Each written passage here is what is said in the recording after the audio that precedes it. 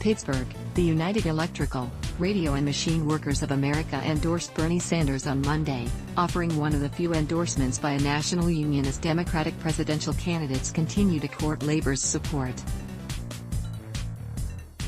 The union, which represents some 35,000 workers, voted to back Mr. Sanders directly after he spoke at its national convention in Pittsburgh, making a boisterous appeal for their help in the race. "The UE is about what our campaign is about," said Mr. Sanders, who was greeted on stage with raucous cheers and peppered his comments with the phrase brothers and sisters. "Having traveled this country, there is growing disgust on the part of ordinary Americans at the corporate greed that we see," he said.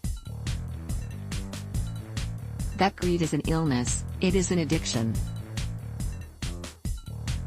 And if the corporate CEOs don't get the treatment that they need, we will provide the treatment for them." Mr. Sanders and UE, which is known for its progressive positions and has long backed the kind of single-payer healthcare system Mr. Sanders champions, have supported each other for years.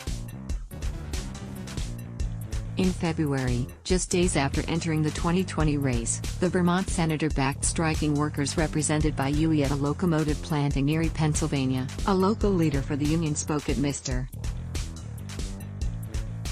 Sanders' campaign kickoff rally in Brooklyn in March, and chants of "Bernie, Bernie" filled the hotel ballroom during Mr. Sanders' address on Monday, leaving little doubt as to where the union members' support lay. "Bernie understands the need for workers to have a democratic, independent union movement that is unafraid to challenge corporate America's stranglehold on our economy," Peter Knowlton, the union's general president, said in a statement. But while the endorsement is somewhat symbolic, the union is relatively small and does not traditionally endorse presidential candidates. It comes as several Democratic candidates, including Mr. Sanders and Elizabeth Warren, are jockeying for support from organized labor, a critical constituency especially with such a crowded presidential field.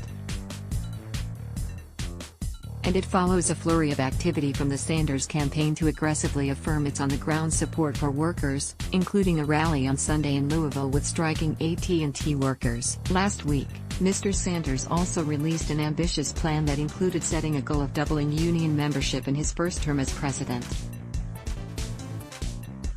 So far, most labor unions are still sizing up candidates and have not offered endorsements. In April, Joseph R. Biden Jr. earned the endorsement of the National Firefighters Union.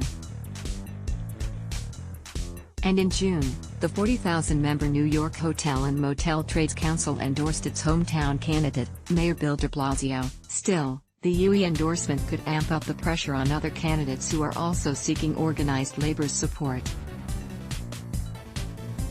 More than a dozen candidates, including Mr. Sanders, spoke last week at a labor convention held by the Iowa Federation of Labor, AFLC.I.O., in Des Moines to make their cases for how they would strengthen unions and empower workers.